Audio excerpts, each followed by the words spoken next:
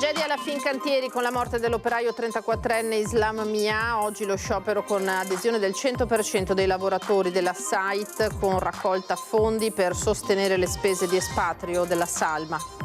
Sgominata un'organizzazione cinese che gestiva un traffico di connazionali fatti entrare in Italia clandestinamente a Cazzago di Pianiga, il centro di smistamento. Per fuggire all'alto degli agenti, minaccia di tagliarsi la gola e gettarsi dal cavalcavia di Marghera. Un nordafricano è stato salvato dagli stessi poliziotti che lo avevano fermato. Commercianti del centro storico di Venezia hanno denunciato dei tentativi di estorsione alla Guardia di Finanza, l'allarme lanciato durante l'esposizione del bilancio delle Fiamme Gialle nell'ultimo anno. A causa del moto ondoso provocato da un'imbarcazione turistica, una barca da boga con 9 persone a bordo si è rovesciata in laguna all'altezza dei cannoni del Ponte della Libertà. L'assessore regionale Roberto Marcato critica l'espulsione del consigliere Micheletto, reo di aver sostenuto la candidata rivale del Carroccio alle amministrative di Scorzè. Via del Mare, bocciata la mozione dei consiglieri regionali di Forza Italia per la concertazione con i comuni e le associazioni di categoria. Durissimo Tosi, atteggiamento ottuso e arrogante, si rischia una pedemontana bis. Buonasera, ben ritrovati in diretta, eccoci, edizione di Venezia dei telegiornali di Antenna 3. Questi, lo avete sentito, i temi di questa sera, che partono dalla tragedia alla Fincantieri, naturalmente, con la morte dell'operaio 34enne Islam Mia. C'è stato oggi lo sciopero con adesione del 100% dei lavoratori e con raccolta fondi per sostenere le spese di espatrio della salma. Per la morte di Islam Mia, l'operaio 34enne, papà di 2 bimbi, adesione allo sciopero di 8 ore rispetto alle iniziali proclamate 2, con il 100% dei lavoratori site che vi ha partecipato alla Fincantieri di Marghera. Il segno di vicinanza per la famiglia e oltre a questo ci stiamo organizzando per dare un contributo con una colletta di aiuto alla famiglia per far entrare la salma al proprio paese, vicino ai propri cari. Una morte ancora avvolta nel giallo, di cui anche i sindacati, scesi a manifestare con tanto di volantinaggio con gli operai, chiedono chiarezza, identificandone responsabilità e verità su quanto accaduto. Sicurezza, tutela della salute nel nostro territorio che non è garantita dagli investimenti che mancano assunzioni di tecnici della prevenzione, mancano ispettori del lavoro. Servono organici per garantire la tutela della salute e la sicurezza. Non mi sento bene, aveva detto ai colleghi prima della caduta da un'altezza di circa 1 metro Islam. L'operaio è deceduto martedì 25 giugno a seguito del trauma cranico riportato per la perdita di equilibrio, forse per un colpo di caldo, un malore o chissà cos'altro. All'interno dei posti di lavoro non ci può pensare che, essendoci 300 ditte che lavorano dentro, tutte 300 possano lavorare in un certo sistema. Ci deve essere qualcuno che controlla e soprattutto su un'azienda come queste è evidente, insomma, che ci deve essere anche una responsabilità in carico a chi l'appalto lo fa. Tragedia questa di Islam, morto in ospedale a Mestre dopo essere stato subito soccorso lunedì sera alle 20, orario dell'infortunio sul lavoro, che ha sconvolto tutta la comunità. Cordoglio espresso anche dalla stessa site, che ha manifestato la sua vicinanza ai lavoratori, alla comunità bengalese e in particolare alla famiglia dell'operaio. Ed è stata sgominata un'organizzazione cinese che gestiva un traffico di connazionali, i quali clandestinamente venivano fatti entrare in Italia attraverso i valichi di confine italo-sloveni. Poi i migranti cinesi venivano resi schiavi in vari laboratori e sartorie a Milano, Prato e anche Venezia. Una tratta di esseri umani con un flusso costante e un'imponente organizzazione finora passata sotto traccia, cittadini cinesi portati illegalmente da altri connazionali nel territorio italiano attraverso i valichi confinari fra la Slovenia e Trieste. Obiettivo: farli lavorare come schiavi in varie attività sparse sul territorio, prettamente a Prato, Milano e Venezia, ma anche in altri paesi come Spagna e Francia. L'operazione Chinese Shuttles della Polizia di Frontiera di Trieste, sotto la direzione distrettuale antimafia della Procura Giuliana, ha permesso di sgominare l'organizzazione cinese. Le indagini sono state avviate dopo l'arresto di un cittadino cinese nell'aprile scorso perché intercettato mentre trasportava 4 connazionali irregolari. I successivi approfondimenti hanno permesso di constatare l'esistenza di un flusso continuo di clandestini che, a piccoli gruppi, venivano fatti arrivare in aereo ai confini esterni di paesi europei, prevalentemente in Serbia. Da lì venivano accompagnati in auto da connazionali e attraverso Bosnia, Croazia e Slovenia venivano condotti in Venezia Giulia. Da qui, nel nelle zone confinari di Mugge e Fernetti, i clandestini venivano presi in consegna da autisti cinesi e portati a un punto di smistamento, una vera e propria casa sicura a Cazzago di Pianiga, in provincia di Venezia, dove i clandestini a rotazione sostavano per qualche giorno per poi essere portati a Venezia, Prato e Milano. Durante la permanenza nella casa venivano ritirati i passaporti usati per il viaggio e rispediti in Cina per riutilizzarli. Dopo lo smistamento i clandestini diventavano dei veri e propri fantasmi destinati a un grave sfruttamento, relegati in laboratori e sartorie, senza controlli sanitari e senza possibilità di muoversi liberamente fino a estinzione del debito contratto per il viaggio. Alla fine dell'attività di lavoro nero i cinesi clandestini sarebbero tornati in Cina. Gli stranieri irregolari individuati sono 77, tra cui donne e minorenni fra i 15 e i 17 anni. 9 i cinesi arrestati nel corso dell'operazione, di cui 8 sorpresi a gestire i trasferimenti illegali dal confine italo-sloveno fino alle varie destinazioni. 27 le persone denunciate in stato di libertà. Gli inquirenti hanno sequestrato in tutto 10.000 euro in contanti, 22 carte di debito e credito e 86 documenti fra carte di identità e passaporti, di cui 54 contraffatti. 18 i veicoli sequestrati utilizzati per il trasporto dei cinesi irregolari.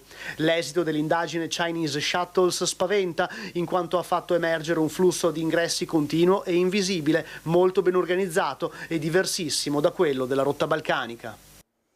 E i vigili del fuoco invece sono intervenuti in tarda mattinata lungo la A4 tra Porto Gruaro e San Stino di Livenza per l'incendio del semirimorchio di un auto articolato. Nessuna persona è rimasta ferita. L'autista stava percorrendo l'autostrada in direzione Venezia quando dagli specchietti ha notato il fumo dal semirimorchio. Fermato il mezzo è riuscito a staccare la motrice mentre le fiamme si sono estese distruggendo l'intero carico composto di materiale da riciclare, tra cui batterie al litio, pannelli solari, lampade al neon. Per sfuggire all'alt degli agenti, minaccia di tagliarsi la gola e gettarsi dal cavalcavia di Marghera, un cittadino nordafricano è stato salvato dagli stessi poliziotti. I poliziotti lo fermano per un controllo e lui, di tutta risposta, estrae dalla tasca un coltellino multiuso, se lo punta alla gola e minaccia di lanciarsi nel vuoto dopo aver scavalcato parzialmente il guardrail del cavalcavia di Marghera. Non si sa se l'uomo di origine nordafricana fosse veramente intenzionato a suicidarsi o simulasse. Fatto sta che i poliziotti, con grande sangue freddo, hanno subito bloccato il traffico per evitare che altri soggetti potessero avvicinarsi a lui, mentre altri agenti in borghese gli si sono avvicinati parlandogli e cercando di calmarlo, fino al momento in cui, approfittando di un attimo di distrazione, sono riusciti ad afferrarlo proprio mentre si accingeva a scavalcare completamente il guardrail, disarmandolo subito dopo per affidarlo successivamente alle cure dei sanitari. A causa del moto ondoso provocato da un'imbarcazione turistica, una barca da voga con 9 persone a bordo si è rovesciata in laguna all'altezza dei cannoni del Ponte della Libertà. Nessuno è rimasto ferito. Con 2 autopompe lagunari i vigili del fuoco hanno soccorso e caricato a bordo della propria imbarcazione i naufraghi che si trovavano in un punto di basso fondale dove si tocca. A scopo cautelativo allertati e pronti all'impiego il nucleo sommozzatori, l'elicottero dei vigili del fuoco e l'idroambulanza del SUEM 118. Lasciamo la cronaca adesso, andiamo alla politica. Con le espulsioni di Micheletto la Lega ha perso un pezzo importante, così l'assessore regionale leghista Roberto Marcato oggi in diretta al direttore Luigi Baccialli sul provvedimento appunto nei confronti di Micheletto. La Lega senza Micheletto è una Lega a cui manca qualcosa. Perché Micheletto è un leghista, lo è da 1000 anni, è anche un uomo di comunicazione, è un uomo di territorio, è un uomo di battaglia, insomma la Lega ha perso un pezzo importante.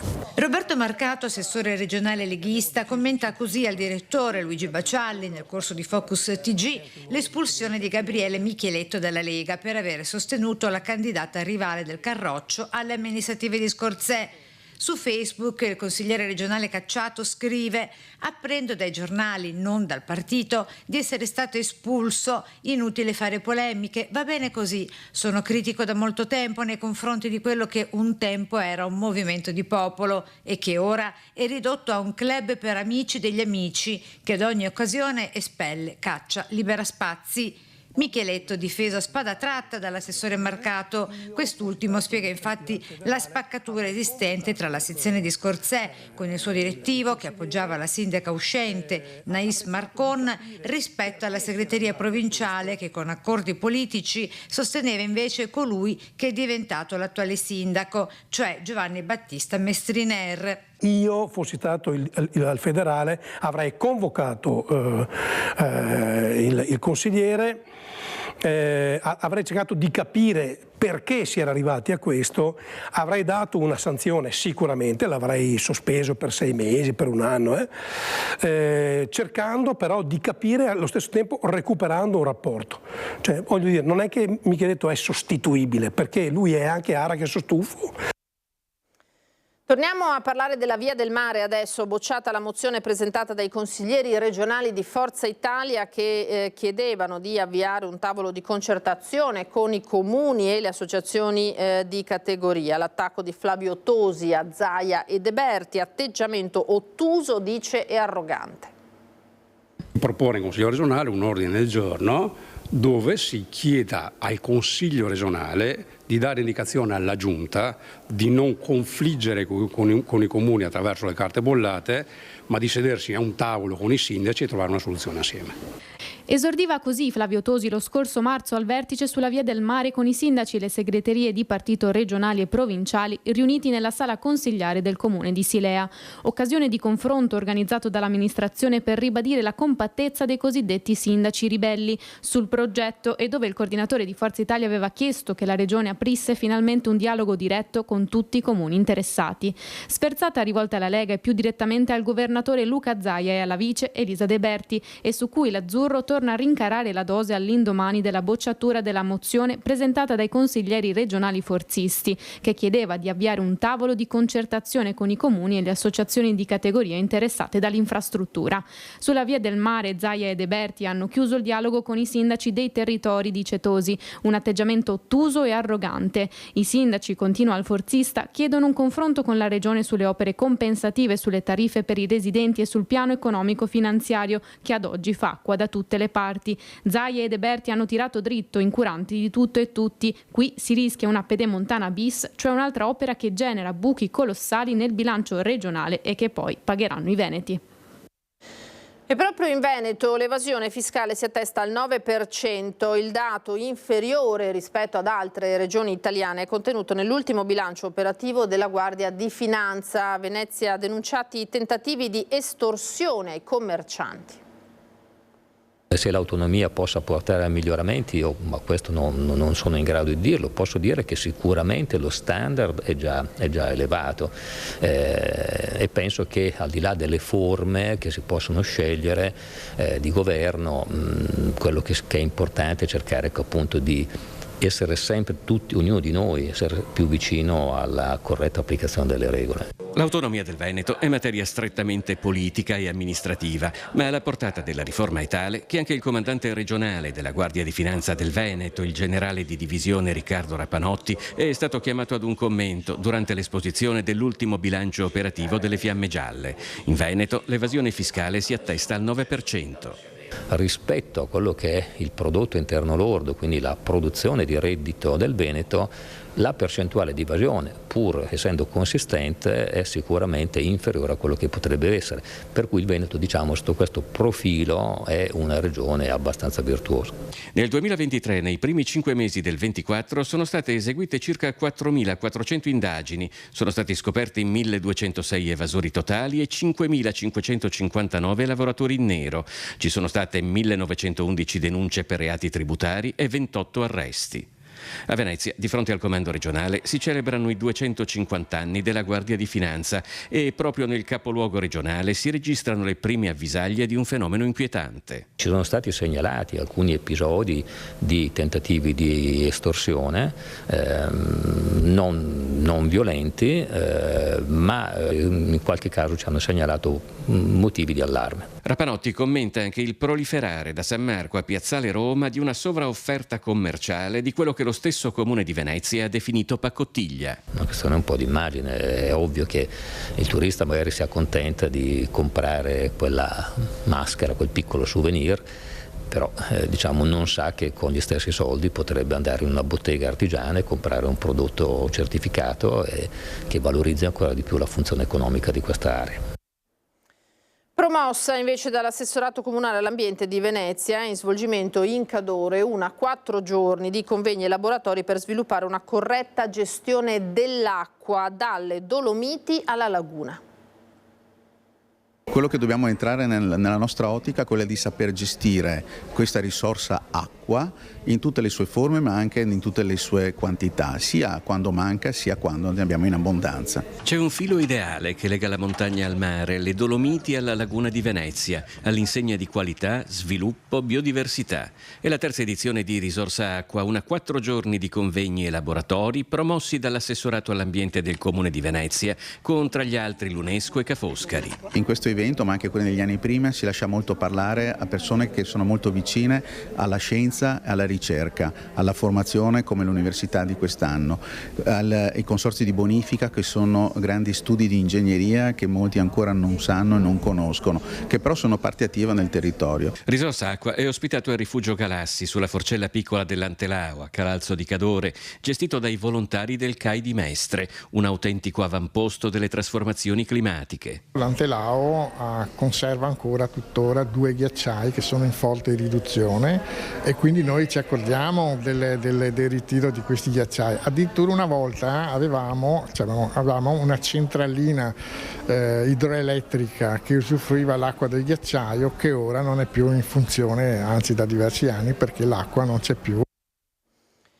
E abbiamo sentito poco fa la Guardia di Finanza accennare all'autonomia, allora chiederei alla regia cortesemente di andare sull'home page di Repubblica che vi ho aperto in questo momento, perché è una notizia proprio di questi minuti che il Presidente della Repubblica Sergio Mattarella ha firmato la riforma relativa all'autonomia differenziata, non è stata rilevata nessuna manifesta incostituzionalità, quindi autonomia che è legge dopo l'approvazione delle Camere, ora c'è la firma del Capo dello Stato, un altro tassello a comporre questo lungo percorso.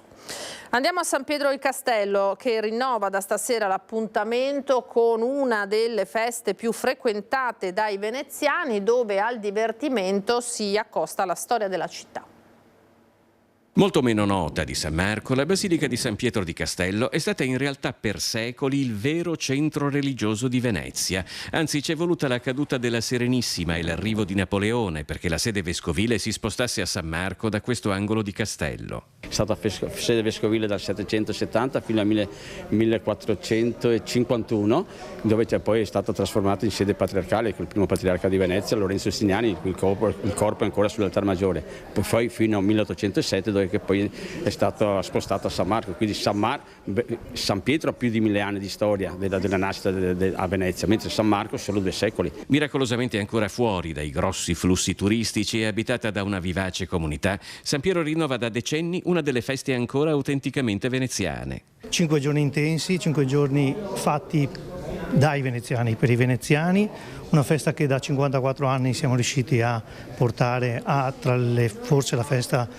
popolare più famosa a Venezia, di tutto di più, da spettacolo per i burattini a mostre archeologiche fino ai Battistococco, nostrani, a San Piero del Castello, la musica a chilometri zero, quello sì, sicuramente sì. E poi, al di là del divertimento, qui si è fatta davvero la storia di Venezia. Dietro la basilica, una trentina di anni fa, sono stati anche recuperati dei reperti archeologici molto importanti che lo scorso anno, nella scorsa edizione, nel 2023, abbiamo riproposto alla cittadinanza.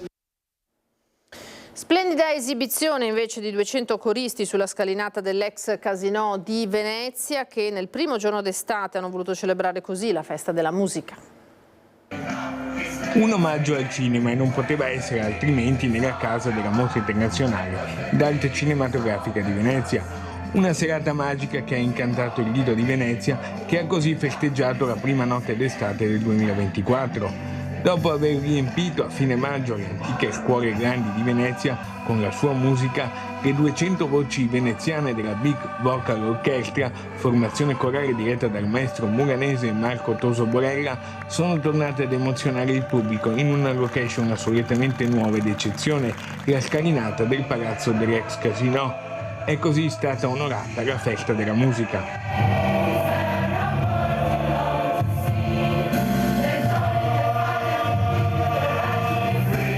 Un repertorio ricco che ha spaziato in tutti i generi, dalla polifonia classica ai capolavori pop e rock, dagli U2 ai Carmina Burana, gli ABBA, fino alle grandi colonne sonore dei film. Ad impreziosire lo spettacolo non solo la dimensione corale, ma anche le numerose coreografie, gli effetti scenici, le luci, le letture teatrali e vibranti interpretazioni solistiche. Tutto è stato realizzato da membri del coro, senza alcun intervento esterno alla formazione originale.